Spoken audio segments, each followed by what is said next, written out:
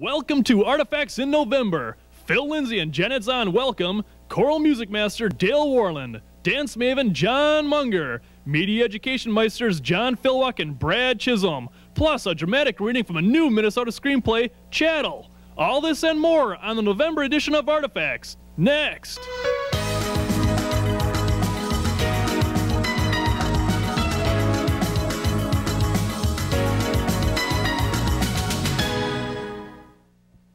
Hello, I'm Janet Zahn. And I'm Phill Lindsay, and welcome to Artifacts, the show that brings the arts in Minneapolis home to you. Once again, we've managed to book a tremendous lineup of guests for our show. And as a choral singer, I have to tell you, I'm really excited that Dale Warland, who is the director of the world-renowned Dale Warland Singers, is going to be here on Artifacts. Well, you know, they won, or he won, actually, the Michael Korn Founders Award. That's the equivalent of the Oscar or the Grammy in his field. He is a tremendous director, and the choir is so good. The sound that they make is amazing. And, you know, as a matter of fact, I was flying back from a conference yesterday. That's right. Thinking of that sound helped me kind of get through that takeoff. I'm a little nervous flyer. Okay. But I just kind of sat back and thought of a concert at the Basilica that I heard.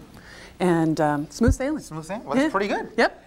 Now, after Dale Warland, I'll be talking with the always articulate John Munger. He's a veteran of the Twin Cities dance scene and director of information services for Dance USA. And then if you or someone you know is interested in pursuing a degree in media arts, you'll want to catch my interview with John Fillwalk, Director of Sound, Video, and Film Arts at the Minneapolis Community and Technical College, and Brad Chisholm, who teaches film studies at St. Cloud State University. So, right here in our studio, Screenwriters Workshop presents a dramatic reading from an original feature-length screenplay called Chattel. That's by Minnesota screenwriter Jeanne Grimm. That'll be later in the show. And always, we'll have some arts news highlights, the Artifacts giveaway, some clips, some quotes, and some more fun. So stay tuned. Dale Warland joins me right after this short clip featuring the work of visual artist Sergio Moyano.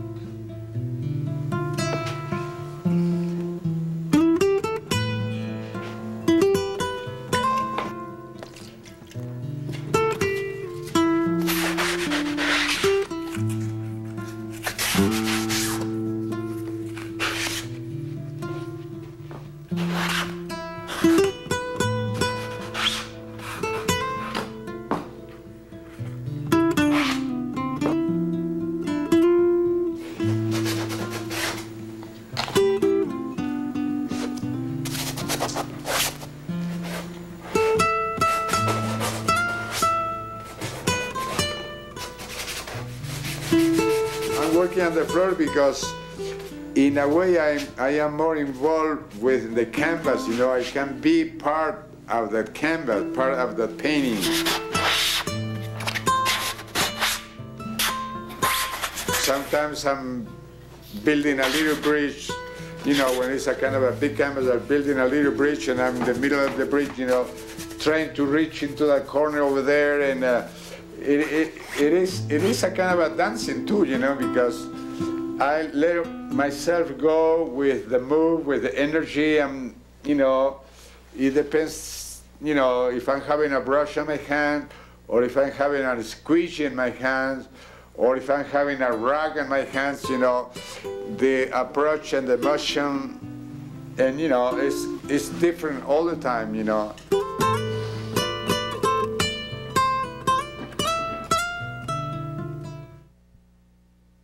Well, that was just a little look at part of Sergio Moyano's process of getting paint on the canvas. He works out of Santa Fe. Avid viewers remember that we had some guests on from the Roth Fine Arts Gallery down in Nicollet Mall a couple months ago, and they represent him, so I thought we might want to just take a look at some of his action art, I guess you might call it. Well, my next guest, it's a pleasure to have him on. He's famous in his field, and frankly, we've been looking forward to having him on the show for a long time. Dale Warland, thanks for being on the show. Good to be here. Dale Warland, the Dale Warland Singers, you are now in your 27th year. We've just begun our 27th season. Yeah, wow. Can you give me a little background? Well, before that, we were a volunteer group. In other words, they were not paid professionals. So we've been in existence for that long, but actually we started before that with projects, just putting together professional caliber singers for projects that we were asked to do. But it's been a gradual evolvement from a volunteer group to a fully paid professional organization. Right. And you're producing albums. We were talking earlier, you're traveling the world. I mean, this has got to be an exciting time for you. It is. Yeah. And to see the growth artistically and the acceptance with the public, both in this country and abroad has been very reassuring. Well, that's great. That choral music is alive and well. Now, does the choral tradition that you come out of, is there an intersection with what I think of as the Minnesota choral tradition, which is sort of liturgical and religious? Or? Well, yes, certainly to a certain extent. I did go to St. Olaf because as a kid, that was my inspiration. Yeah. But if somebody says I can tell you went to St. Olaf, I get a little defensive because I hope I took the best from St. Olaf plus the best that I got from other sources and made it my own. But certainly the inspiration and a lot of the choral, basic choral techniques and so on came from that source. There's no question about it. Family background? I mean, did you grow up singing? Well, our little town, I grew up on a farm in Iowa, and our little town had a wonderful church as far as musical activity. The director of music there, the organist and choirmaster, was a real genius, stuck out in the middle of nowhere, but she happened to marry the lumberyard owner, and both of them were brilliant.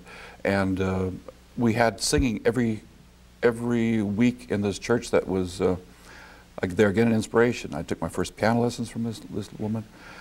And I didn't know at the time that this was going to be so important in my life. And then the high school was also very, very so good. in both the educational setting right. and the religious setting. And then you went on to an academic career for a while, Right. I mean, for quite a stretch there.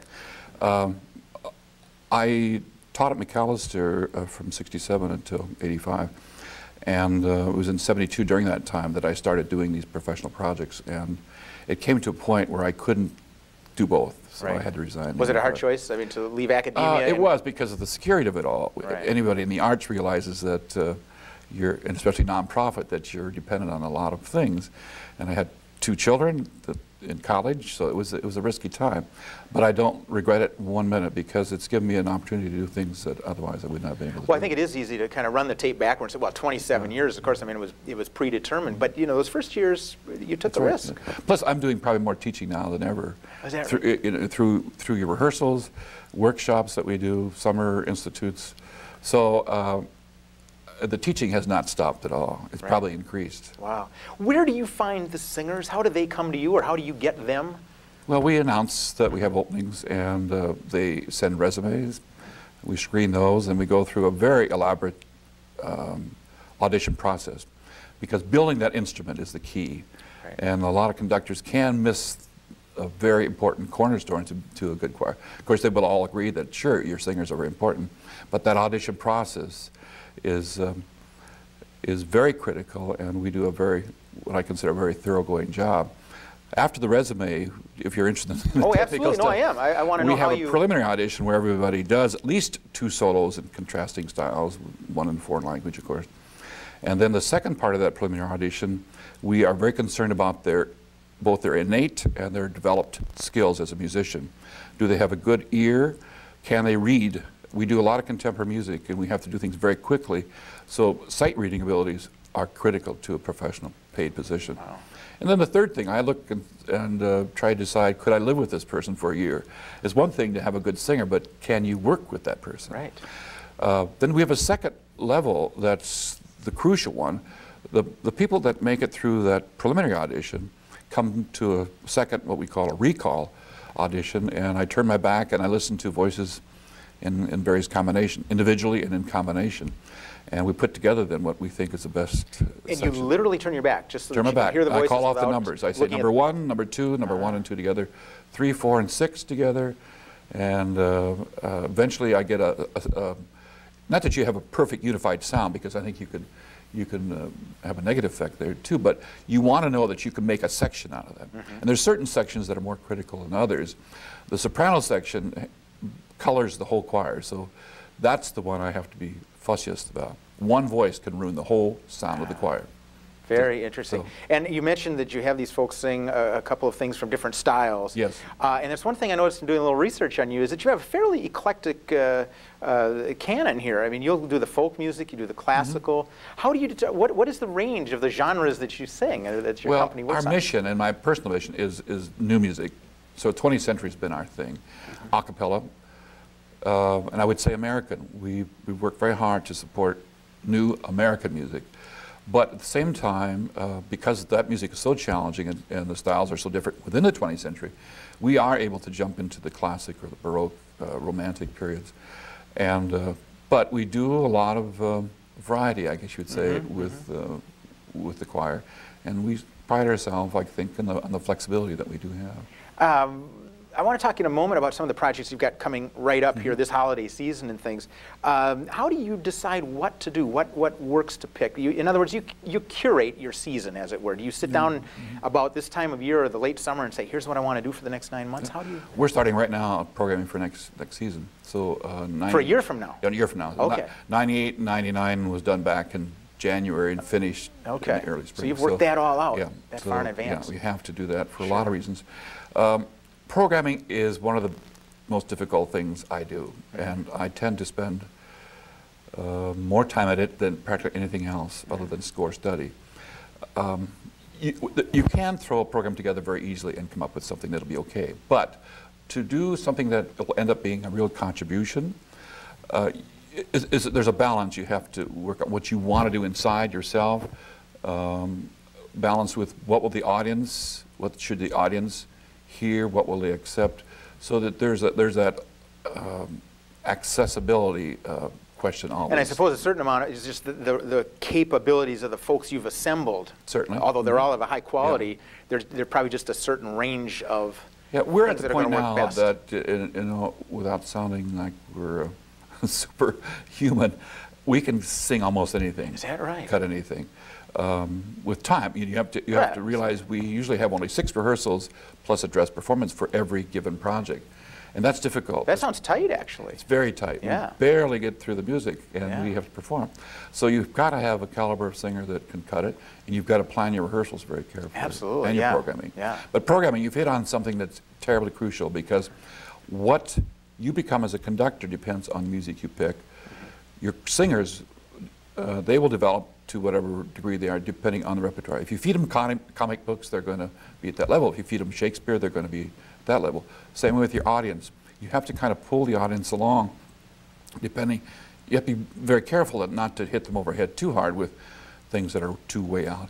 At the same time, you're a leader. You have to take that responsibility that you not only entertain, but you also want to edify and educate. I was just going to use that word, leadership. You're a certain amount out in front, but not too far out. And in inspiration. front. You don't want to just do heavy-duty things. You want to really go for the heart and soul of your audience too. So there's that television. Let's talk a little bit about some upcoming projects here. This show is running the month of November, but essentially the holidays are upon us. This is the good time to buy tickets. That's right. That's right. So what are you guys working on? Well, we're known a little bit as a Christmas choir because we've done so much recording and so much broadcast. That's right. In fact, I have one volume here of your Christmas Echoes that you did a couple years ago. Yes, become a very famous That's right. record. But Christmas is coming. We have 3 concerts. The first one we do is for families. It's a very short concert on the 4th of December, and then followed by our traditional Echoes of Christmas on the 5th and the 6th of December. Tickets already have gone very well, so if anybody is interested, this is a good time to... I'm not surprised to hear that, because I think sometimes we take our local stars for granted here, because, well, they're right here. But you guys are known nationally, so if folks are interested, there must be a phone number people can call. Well, our office number is the best, and that's 339-9707. Now, Dale, that number once again for the Dale Warland singers, that would be what? 339-9707. And then whoever answers there could hook up folks to find out about concerts and tickets and things like that. I want to shift gears just briefly. I know we talked about some of the work that goes into making the music happen. Where locally here in the upper Midwest and the Twin Cities, what spaces, what halls do you most like to perform in? I'm thinking in terms of sound and acoustics. Well, that's, you've asked some good questions, because the setting can make or break the sound of the choir. As you know, you sound a lot better in the shower probably than you do Somebody's in the been studio. listening, that's right. So it's the same with singers. It depends a little bit on the program we do, an awful lot. For instance, we annually do a program called Cathedral Classics, and it's music chosen, or I choose music that's designed for the setting of a cathedral or a live or acoustic. So you don't do a lot of music that's quick and rapid and very... hold the notes longer, that's right. Let things resonate. Yeah, that's right. So you choose music that will fit that to a certain degree. We also want to spread our influence or our audience development, so we tend to go out places. And finding a good acoustic is very difficult in a lovely setting. So it's a challenge.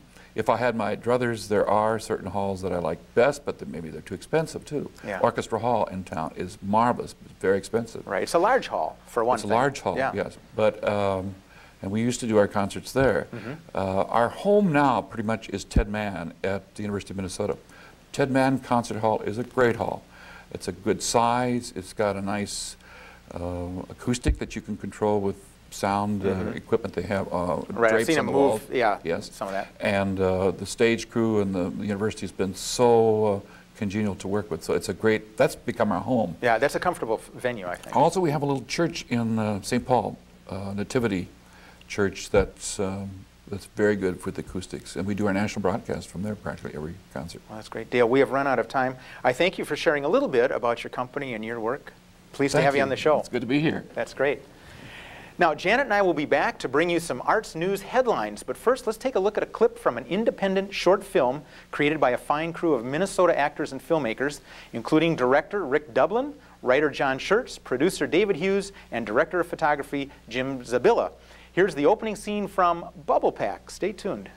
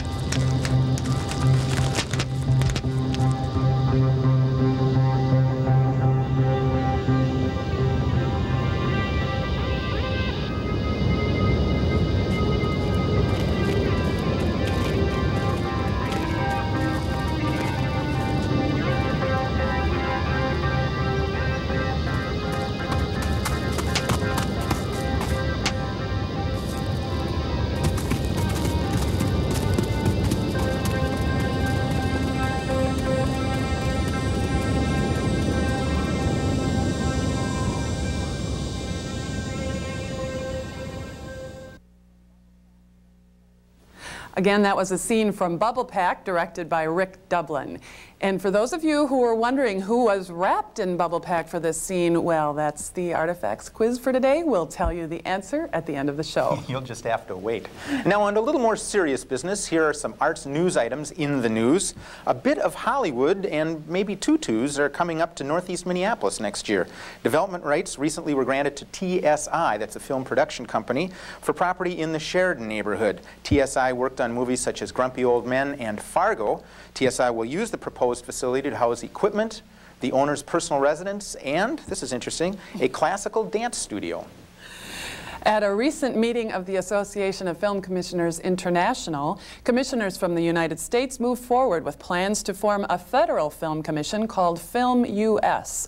Florida Representative Tom Foley, chair of the House Entertainment Task Force, spoke at the conference, stressing the need for U.S. film commissioners to have a presence in Washington to help the U.S. production industry compete more effectively in the international marketplace. And the Vidpires may be skulking about in a historical old church in the Elliott Park neighborhood of South Minneapolis. The Margolis Brown Company and Physical Theater Lab will include studios, offices, and eventually a performance space and their Experimental Theater Institute. All this will be in a former church on 15th Street in Elliott Park. One of Margolis Brown's successful shows, by the way, over the last few years has been their rather gothic look at the media, entertainment, and modern life. It was called Vidpires. And that's the Artifacts Arts News for November. Next up, dance maven John Munger, right after a couple of images from the 1998 Minneapolis College of Art and Design art sale and open house coming up early next month.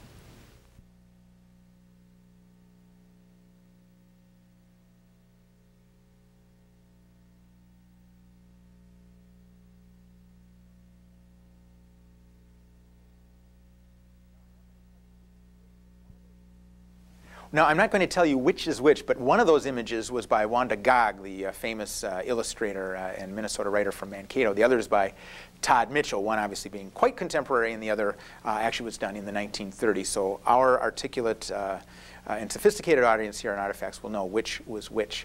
And speaking of articulate, our next guest is articulate. He knows a lot about dance, both locally and throughout the United States of America. It's a pleasure to welcome John Munger. Thank you for being here. Nice to be here. Pleasure to have you here. Actually, over the years, I have seen you dance, and I have read a number of things you've written. And I want to take the opportunity just to ask you to tell us, share with us a little bit about the contemporary dance scene here in the Twin Cities. I think a lot of us take it for granted, but there's a lot going on right now. There certainly is. Right now in the Twin Cities, there are about 50 serious dance-making ensembles and companies, and they're generating over 1,000 performances a year. That is astounding. It's quite a large number. And beyond that, we've got people moving here more than we have people moving away. There's a net gain of talent happening in the Twin Cities right now. One other thing, though, that's interesting about the Twin Cities dance scene at this time is that we do not have what you might call a major flagship company. That would be a company with a budget over, say, $1 million, with the kind of clout and visibility and name recognition that goes with that. Right, and at one time in our local dance history, that might have fallen at the doorstep of, say, Minnesota Dance, I'm going to guess. That's correct, and they are now on the way back in some form. But what we really have is we have a larger number of successful medium-sized companies than is commonly the case for communities our size. I was going to say, this must, on a per capita basis, be really rather impressive. 1,000 performances a year, you say? That's right. Most, but not all of them, in the greater metropolitan area. Okay. We also have a dance community developing in other cities in Minnesota, especially in Duluth. Oh, that's interesting. That's right. Duluth. I would have guessed maybe St. Cloud. Is there dance activity up there There's as well? dance activity, especially at the college, and also in several other cities where there are colleges with dance departments. But right now, the major activity is really happening in Duluth as well as the Twin Cities. What you're describing is a very healthy ecology, if I may use that term. What's driving that? What sparked that kind of growth? Quite a number of things. Part of it comes out of the success, especially in the 80s, of the Minnesota Dance Alliance. At that time, the mission of the Dance Alliance was to support and foster dance arts in Minnesota. Mission accomplished. Enough said. They did quite a job during that time, especially working with independent choreographers. And the original name of the organization had been Minnesota Independent Choreographers Alliance. That's right. Now that harkens back, for short. MICA, I'm going to guess 20 or more years ago. Founded in 1979 by 11 women in a living room who decided to develop a mutual aid society. That's great. That's how things happen. Yes. That's right. But other factors as well play into this. One is what I mentioned earlier, that people are moving here. There's a reputation within the national dance community that Minnesota is a livable place, and that's to the credit not just of the dance community here, that it's an exciting place to dance, and that there's a lot of creative work being done, and that you can have opportunities here that might be more difficult to find on an equivalent level in one of the big cities where rent is too high and living is too hard. Good point. I've actually heard those specifics mentioned by a couple of these companies that came here. They said, well, you know, New York, sure, it was a dynamic area, but the costs of doing it, not only for the company, but for the people that were doing dance, it's just hard to make a living. That's right. As a dancer. And in fact, you're not originally from here. You came here by way of Colorado? That's right. I had been working in Colorado. I was dancing there. And I had become rather a large fish in that particular pond. And so my then wife and I decided that we'd better look around for a bigger and better and more challenging dance community. And you kind of came in, though, maybe as some of this wave was just starting, because right. you were here, what, in the late 80s? I moved here in 1978. Oh, in the late 70s. That's all right. Oh, yeah. I worked with Nancy Hauser at the Guild of Performing Arts, and I was the general manager of the Guild for a while. Now, this was in the West Bank days. That's right. Over on next Cedar. to Palmer's Bar. That's right. The old That's knitting right. mill with the infamous posts in the studio that we all danced around. I remember that. I did not dance there. I think I took a Tai Chi class in that space. It was That a makes lovely, sense, very yeah. comfortable place, and of course dance was just fertile. And in those days, in the late 70s, there was really, it was sort of antipodal. There was the Nancy Hauser group, and then there was the Lois Holden That's right. company. And those two were sort of the big kids in the canoe. But there were a couple of other groups going on as well. There was Zoe Seeley's Minnesota Jazz Dance Company. Ethnic Dance Theater was getting traction at that time, and they're still with us and doing very well. There was a group called Choreogram that was operated by Margaret Dietz. Phill Alesso had a company over in St. Paul. But really it was mostly focused around these major companies. And you belonged to one of those in some fashion or another. There was also a group, this is an interesting thing, there was a group called the Ozone Dance Company, Oh, run absolutely. by Ken DeLapp. Yes. And he left to go make it big in New York City, and I haven't heard from him for a while. But his principal dance partner bought out the 501c3 corporation. And Ozone became? Ozone became the Ozone Dance School with the Just Jazz dancers and the Rezone dancers. Rezone, yes. And then they held auditions in 1983. And out of mostly some Just Jazz dancers and some Rezone dancers formed Zahn Zahn, Dance yes. Company, which is also still with us. That's and right. a fairly major figure in the field. Yeah, Linda's actually been on the show. Talked a little Wonderful. bit about that. Yeah. You are, we've called you a maven, and we mean that with due respect, because you are very knowledgeable in this, and you actually have a professional interest in dance research, and you do, That's right. I forget the exact title, you're manager of information services for Dance USA? That's right. I'm Director of Information Services for Dance USA. I have to say it's a lot better than waiting tables for a day job. I work part-time. I'm a half-time employee. I've been doing it for them since 1991. And I know that that title sounds like public relations, but what it is it's research. I conduct research on a national level for Dance USA, which is the national service organization for not-for-profit dance based in Washington, D.C. And I provide information for publications all over the country, for governmental agencies, for funders, for my big feather in the cap is I've done the news hour with Jim Lehrer. Yes, who was just recently in town. I don't know, the Loft brought him in, and I was thinking of you because I know you'd appeared on that show. So you are a step above pundit. I would hope so. There we go. That's pretty good. Well, that sounds very interesting. Are there any sort of issues or trends or anything kind of startling that's coming out of your research that you're finding? I mean, is the state of the arts nationally healthy, or are we an island in the storm right now here in the Twin Cities? We're doing quite well, but we're not the only ones who are in terms of dance. What's happening is that we're seeing a gradual spreading of dance away from the sort of assumed New York City center, and everyone else is, quote, regional, and that's a dirty word. We're now becoming a national thing. Here in the Twin Cities? The Twin Cities, and there are a couple of other communities around the country that also have vibrant dance communities. And people are moving away from New York to there. So that's one thing that's happening, is a migration of talent. Right. And we're benefiting from a lot of that here. We're benefiting from that, and we're adding to it. We, among those 50 or so companies that we have here in town, a significant thing is that quite a few of them are performing nationally and even internationally, perhaps more than they're performing locally here in the Twin Cities.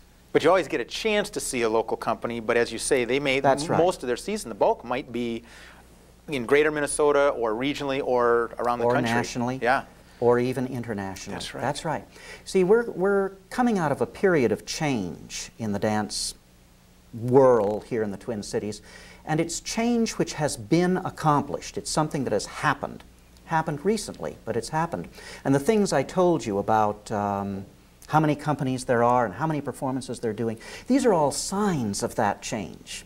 The disconnect is that The general public, the audiences, don't really know that yet because it's so new, and really the funders are just barely starting to catch on at this point. So in other words, the artists are driving this, the companies are driving it, and then it's up to, I suppose there's a marketing issue here and then a funding issue to kind of come in and help drive it. That's right. To that. We only have a minute or two left, and I don't want to overlook the fact that you yourself are a dancer, you have a company.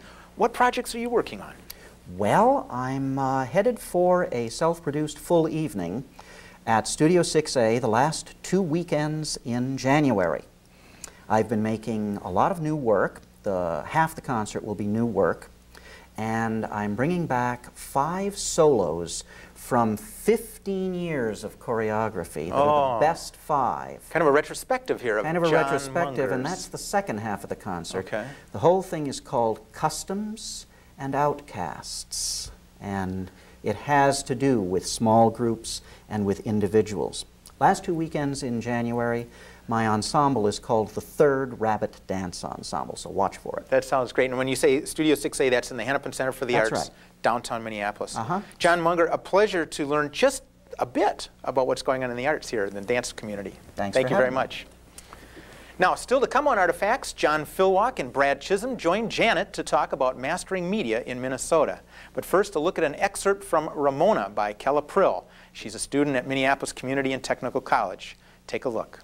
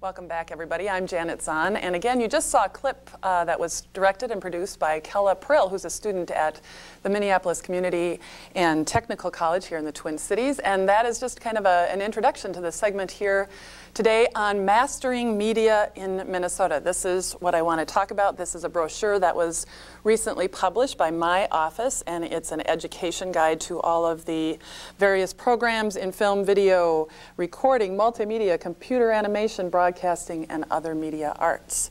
And welcome, both of you. Welcome to City Cable 34, John Fillwalk.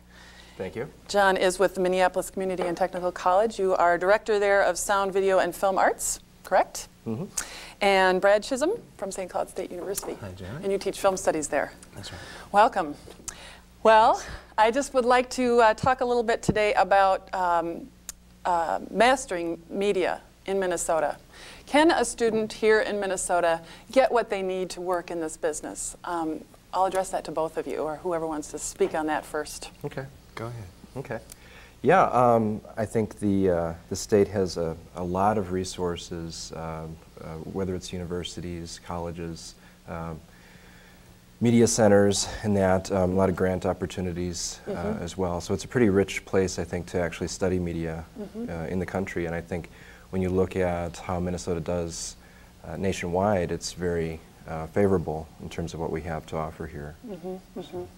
And how about in greater Minnesota? You're in St. Cloud. Do you feel the same is true for students that are maybe interested in being not in the Twin Cities? Yeah, I do. It's not uncommon at St. Cloud State for a student to major in the mass communication program where they have video production, video editing, really good facilities, really good faculty members there, and to take a minor at the same time in film studies. And I'm one of the people who teaches film history. We have film history theory criticism to give you the kind of background that would prepare you for graduate school or any kind of, it would be a great entree to any production job in film or television. And so with that combination, a lot of students at St. Cloud State in the middle of Minnesota are getting the kind of training that would position them to jump into the industry. Which leads me, I guess, to the question is, you know, when you're working with students, what do you tell them that they need to bring to this industry? You know, you're working with some energy and some enthusiasm, and maybe somebody wants to be a director of feature films in LA, but you've got them at a very early stage. Right. What do you tell them as they're coming into your programs? What do they need to bring to the industry? Well, they need a lot of dedication, I think. Typically in the independent and then also in a freelance environment, it's kind of feast or famine sometimes, and so you can have very, very long days at times, and other times it might be a little slower. So they need to be able to kind of readily jump in and really commit themselves to a project, whether it's an independent project or a corporate or a freelance project. Also, they need to be on time. It's important. Crew calls typically are pretty early, and they need to show up, certainly, which is kind of a silly thing in a way, but it's very important. Yep. And also, I think, really the ability to continually learn, because the media, I mean, our discipline is constantly changing, and you're perpetually a student. I mean, to be in this discipline is to be a lifelong learner, I think. So. And you work more at MCTC on the technical side of things. Right. From the theoretical discipline and theory side of this, what are you teaching students, or you know, what's the value of learning what you're teaching? Well, we're very proud to have analysis and writing as a very major component of everything they take in a film class at St. Cloud State. There are many students who want to do something related to film, but they aren't sure what, and they don't necessarily feel that they're going to be behind the camera and be the next Jane Campion or Martin Scorsese or whoever, and yet they want to do something in the area, and they're often surprised to learn that there are a lot of other opportunities besides going to Hollywood and becoming a director to be involved in mass media, in the production of it, in the marketing of it, in the analysis of it. We have a number of students wanting to pursue criticism as a career, and so a desire to analyze, to polish your writing skills, to find ways of examining things that you see on the screen. Those are kind of skills that you can get by going through a good film program, and that would apply to almost anything you end up doing. I totally agree. John, as a person that's working more, again, on the technical side of things, it must be a little bit difficult to keep up. How do you keep up? I mean, you have a student going through a program for 2 years or longer, and they come out and they're trained on some equipment that is now obsolete. Sometimes, yes, that happens, right? Yeah. And well, I think I keep up certainly by there are a lot of training materials available. So I mean, I do that way. I encourage the students to utilize those as well. The equipment, though, in a way, the concepts really remain the same. The tools are constantly adapting, evolving, but the larger concepts are similar. Right. Luckily. Yes. So, yeah, right. and I agree. I do agree with you, but I mean, I think there are kids out there that are going, "How am I ever going to learn this stuff if it's changing so fast?" Oh, absolutely. You know, but well, it is a struggle. It is difficult. Yeah. How do you think Minnesota competes as a market versus other schools that have education programs in film? You know, I get a lot of calls to my office from parents and from students are like, do I need to go to NYU or USC? Do I have to go to those schools? Where do we fit, and how do we compete with that? I'm a Midwesterner by birth, and I've always been kind of proud of what can be done here without having to run to either coast. I've had friends and students over the years who decided, I've got to go out to LA, or I've got to go to New York, I've got to go to USC, I've got to go to NYU. And those are programs that deserve their reputations out there. But there's some wonderful best-kept secret type programs right here in Minnesota. I think where John is at, I've sent many students in his direction because they've got really good facilities and really good people teaching them there. And it's very affordable compared to going out to LA or New York, where you'll be one of a very, very large number of people that can get chewed up and spit out, whereas here, there's a growing support network now, I think, for independent filmmaking and people who want to do things related to that, that I don't think you'd find outside of a place like Minnesota. John, do you concur? Right, sure. I think one of the advantages that we have at a variety of schools around the state is that I think the class sizes typically are smaller. The access to both the instructors and the equipment is very, very good, which in a larger school, if you get, if you have to schedule the camera that week, and if it doesn't work out, that's kind of too bad. And so here we have, I think, within the state, a variety of options where students can get continued and regular access to both instructors and equipment, and which helps quite a bit. On that note, I want to run to the clip by another student of yours. Scott Moan did a piece. What I noticed about this, particularly, not only the quick pace of the visuals, but also some sound design. Why don't you tell us a little bit about the piece before we roll it? Well, it's an experimental video, a short video. He designed both the soundtrack and the image, and spent a lot of time in the editing room. Consists of quite a few edits. But yeah, right, it's a very a rhythmic piece. It does have a strong connection to its soundtrack, and so it's a good example of a synthesis between the two elements. Good. Let's roll it.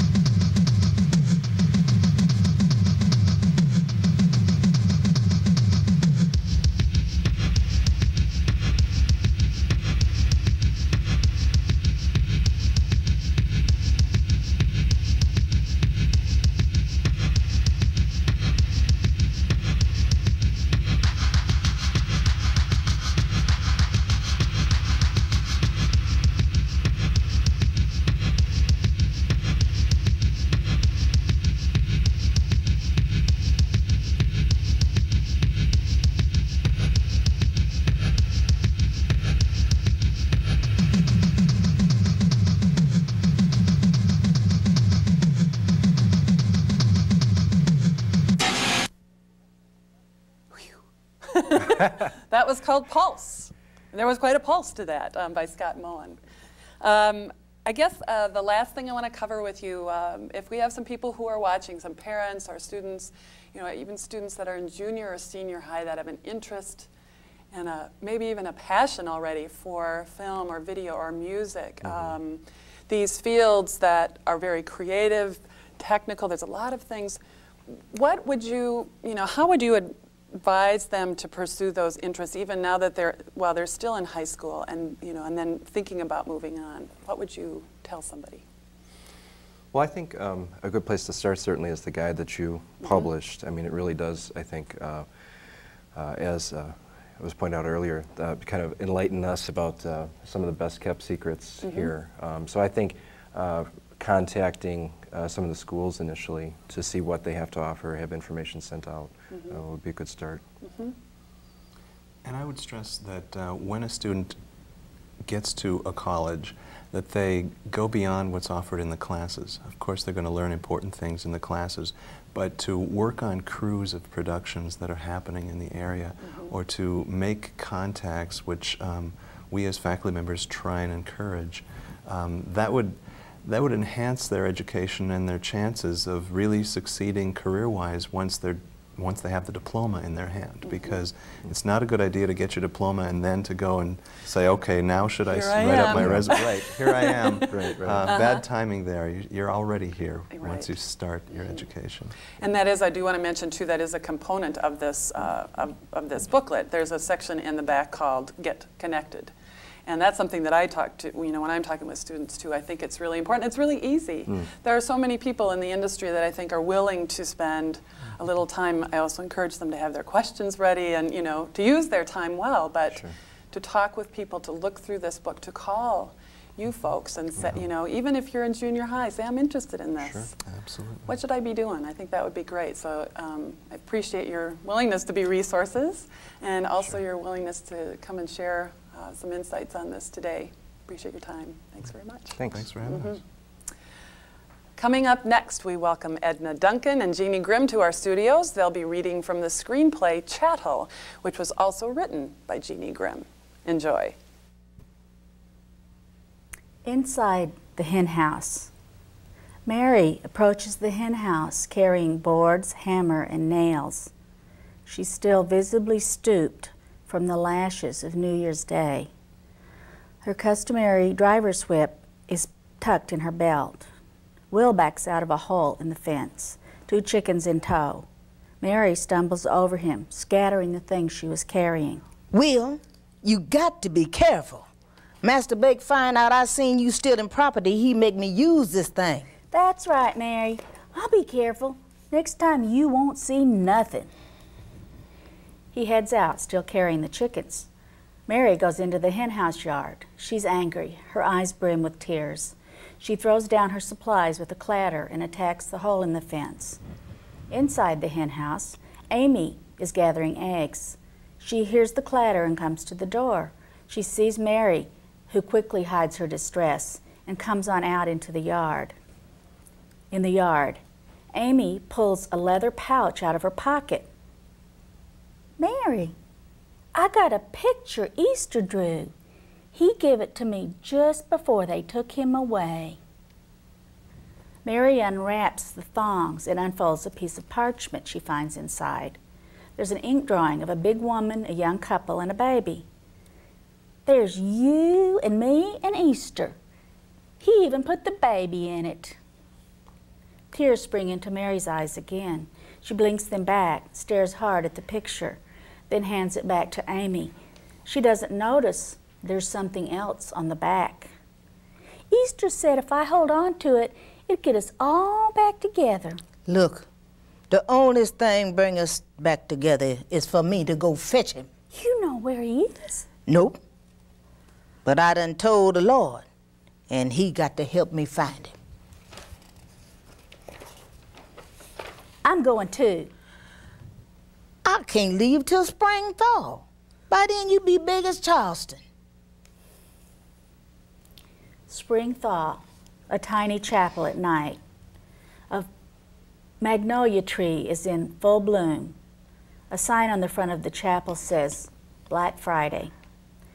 Blake's family and some of the friends and neighbors who came to dinner on New Year's Eve fill the pews. The slaves are crammed into a tiny balcony. Were you there when they crucified my Lord?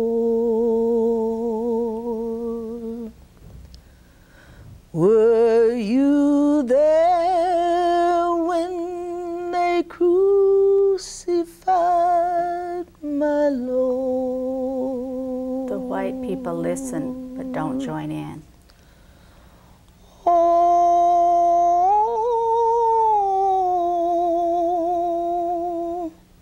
sometimes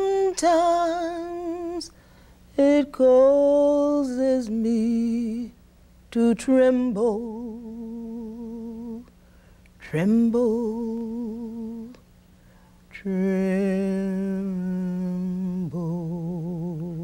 As the slaves begin the closing refrain, the lights go down. The white preacher takes a big candle already burning on the altar and begins lighting the white people's candles.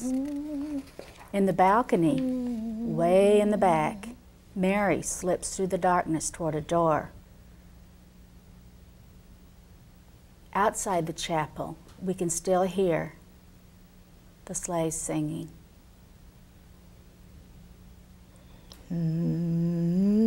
There, when they crucified my Lord. Mary exits the church stealthily, fishes in some bushes, and pulls out a bundle tied in a tow sack.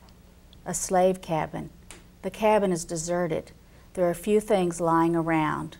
Someone is hiding behind a stove. Mary comes out and starts rummaging through the clothes. Amy steps out from behind the stove, startling Mary. I'm going. You ain't.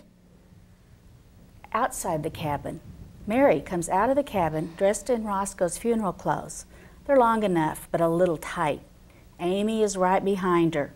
With her pregnancy, Amy looks like a chubbier Ned. They both have burlap bundles on their backs. They creep from shadow to shadow until they come to the yard with the two big oaks. They pause at the whipping tree. Okay, Lord. You done promised. Now you got to deliver. We got to go by the yard dog. About an hour ago, I gave him a big snort of moonshine. So most likely he won't wake up. If he do, I got a surprise for him down by the creek. They move across the yard, up to and past the yard dog. The dog sleeps on. Just as they're almost out of range of the dog, Amy steps on a stick with a loud crack. The dog wakes up and sets up a commotion, straining at its chain. Amy drops her toe sack. The dog snaps it up. There's a noise of people waking up. Lamps are lit in the big house in the overseer's cabin. The food! Leave it. They start to run. In the field, Mary and Amy run. Mary has Amy by the arm, pulling her along. Amy hangs on to her belly with one hand, her hat with the other. The hat flies off, letting Amy's hair fly out. The furious barking of the dog and Cash yelling spur them to run harder. In the woods, Mary and Amy get to the woods. Amy falls down panting. Mary hauls her to her feet and keeps running. A blast from the overseer's shotgun. They run harder. At the creek, Mary and Amy approach the creek. On the bank is a contraption involving rope, a bent sapling, an overturned crate, and a big rock. What's that thing? A surprise I fixed for the dog. You still got that jerky? Yeah. Give it here. That's all the food we got. Mary grabs the jerky. She uses the jerky to bait the trap, then carefully removes the rock that's holding it down. That's holding down the box. She grabs Amy and plunges into the creek just as the dog charges onto the scene. Catching the scent of the meat, the dog is distracted. He snaps up the jerky. The trap triggers, releasing the contents of the box. A very angry skunk. In the creek, Mary and Amy can hear the dog yelping, the overseer cursing. They run as hard as they can, splashing water, laughing, safe at least for the moment. Thank you, Jesus. I knowed you could do it. Wow. Fascinating. Edna D. Duncan and Jeanne Grimm, thank you very much for your reading. Thank you. Nice script, Jeanne. Enjoyed it. Wonderful job, Edna. Thank you. It's so interesting to hear a screenplay read, and I'm so glad you could come on Artifacts and give people an idea of what a screenplay is like. First of all, with all the stage directions, the instructions about what people are wearing, where they're looking, how they're feeling. It's very, very different than a regular stage play. It is. Yeah. Very. I want to talk just a little bit about the public reading series that the Screenwriters Workshop is doing, which you just did this last week. Right. Read this screenplay in its entirety. Right. And it's happening the last Mondays of each month. At Metro State University. Yes. And people can come. In St. Paul. In St. Paul. Not the Minneapolis one. Yes, yes. Well, thanks very much, both of you. Really Thank appreciate you. your time, and I sure enjoyed it, and I think our viewers too enjoyed the opportunity to see what Well, that's I like. hope so. Good. Thanks very much. Thank you. Phil will be right back in about 30 seconds to wrap up the show with me. Stay tuned.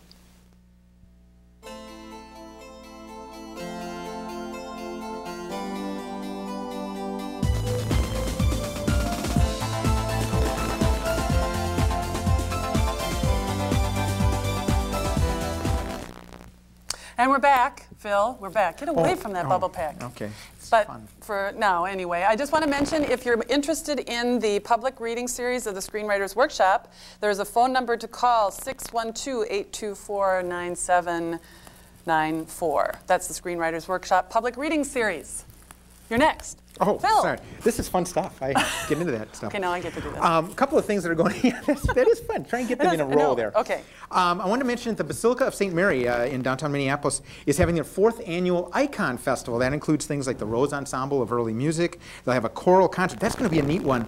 Combined choirs of the Basilica of St. Mary, St. Mary's Orthodox Cathedral, St. Mary's Coptic, and St. Mary's Greek Orthodox Church. That's going to be cool. That's in the middle of November. They'll have a festival of icons and an exhibit of historic and contemporary icons all through the month of November. There's a number, 333-1381, you can call to get more information on the Icon Festival. And Robert Bly, Minnesota poet, he'll be discussing the works of Pablo Neruda Wednesday, November 11th from 7 to 9 p.m. That's going to be at the Loft Literary Center over in Prospect Park. There's a number you can call for information on that, and that's 379-8999. Pops. Did you get it? You got it. That's good. That's Here, good. I got one Thank more thing. Mastering Media in Minnesota, if you're interested in getting a copy of this excellent, excellent guide to education resources in Minnesota, call my office, and that number is 612-673-2947. And I'm going to gently set this down. Yeah, well, that is a good resource, I have to say. That's pretty darn good.